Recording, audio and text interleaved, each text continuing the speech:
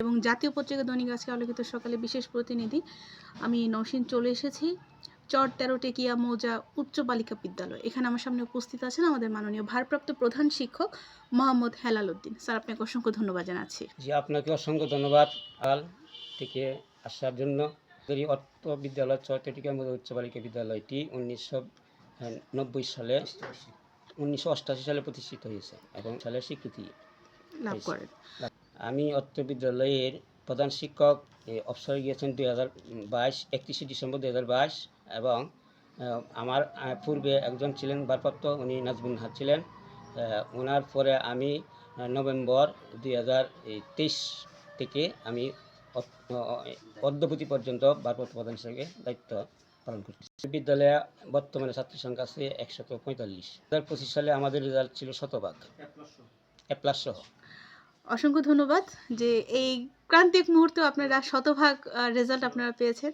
যাতে শতভাগ রেজাল্টটা আপনারা আবার ধরে রাখতে পারেন সেজন্য 26 সালে আপনারা কি ব্যবস্থা নিচ্ছেন? জি, আমরা শতভাগ রেজাল্ট ধরে রাখার জন্য আমরা যা প্রয়োজনীয় শিক্ষক, অভিভাবক এবং শিক্ষার্থী সহ মিটিং এবং সাপ্তাহিক মিটিং এবং বিভিন্ন পদ্ধতি আমরা হাতে নিয়েছি যাতে সামনেতে আমরা আবারও শতভাগ ফলাফল লাভ করতে পারি। এর ব্যাপারে আমাদের কিছু 1.5 বছর আগে আমাদের এরকম কিছু শিক্ষার্থী ছিল যারা একবারে এই উচ্চ জাতীয় পর্যায় পর্যন্ত গেছিল এবং প্রাইজ পেয়েছে।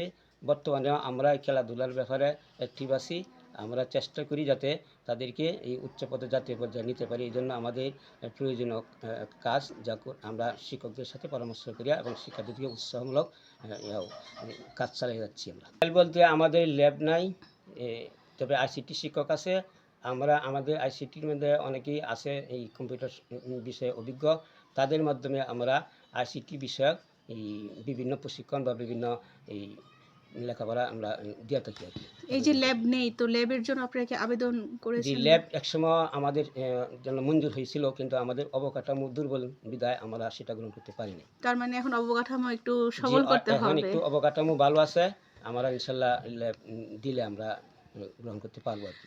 স্যার, ডিজিটালের সাথে তাল মিলিয়ে বাচ্চারা যেহেতু অ্যান্ড্রয়েড সেটের প্রতি একটু আসক্ত হয়ে যাচ্ছে, সেজন্য আপনারা এটা থেকে ফিরিয়ে আনার জন্য কি করছেন? মোবাইল নোটিশের মাধ্যমে এবং শিক্ষকদেরকে, দায়িত্বরত শিক্ষকদেরকে তাদেরকে তদারকি করার জন্য মোবাইল তারা আনে কিনা সেই ব্যাপারে কঠোরভাবে নিষেধ করা হয়েছে। আমরা এই ব্যাপারে শিক্ষার্থীদেরকে সবসময় কি শেয়ার করে থাকি, বলে থাকি এবং আলোচনা করে থাকি এবং এই ব্যাপারে তাদেরকে এলাকাতে যাতে প্রসার করে বাল্যবিবাহ বন্ধ করার জন্য সেই পদক্ষেপ যাতে নেয়, সেরকম আমরা এই সকল শিক্ষকদের মধ্যে থেকে এরকম এই সদস্য নিয়োগ করিয়া আমরা কমিটি গঠন করিয়া থাকি আর কি।